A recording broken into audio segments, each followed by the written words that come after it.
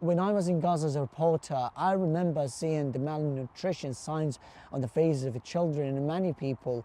And I remember how impoverished and how extremely malnourished people were. Even that doesn't even include the children, but also goes to women and men and everyone. And people, we have to remind people that the people of Gaza are living in extremely horrible circumstances, in dilapidated tents, amid the sewage and amid the garbage, and they don't have even the ability or the affordability for food or anything, because everything is sold at exorbitant prices that no one can even afford.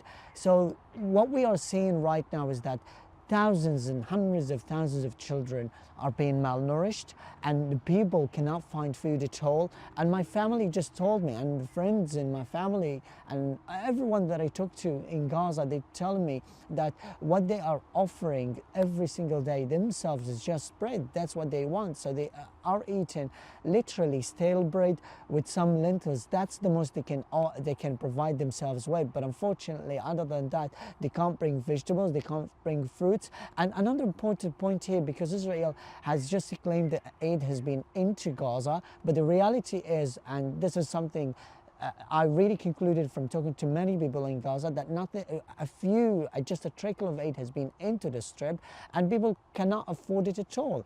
And at the same time, the number of the trucks that has been allowed into the strip has been looted. We will continue defending our homeland, we will continue resisting, we will continue bearing the pain and the support of really great people like the people of Ireland and other peoples around the world really encourages us to continue to endure, to continue to hope. And we're a very hopeful people, and we will make our future. And even though Gaza is very much devastated at the moment, and sometimes we're devastated and sometimes we're quite bereft of hope, but we are still growing that hope and watering it every single day. And we will build our own future. We will rebuild Gaza again, and we will live our lives freely and safely and the way we want, because we have defied all the odds, and we will continue to do that.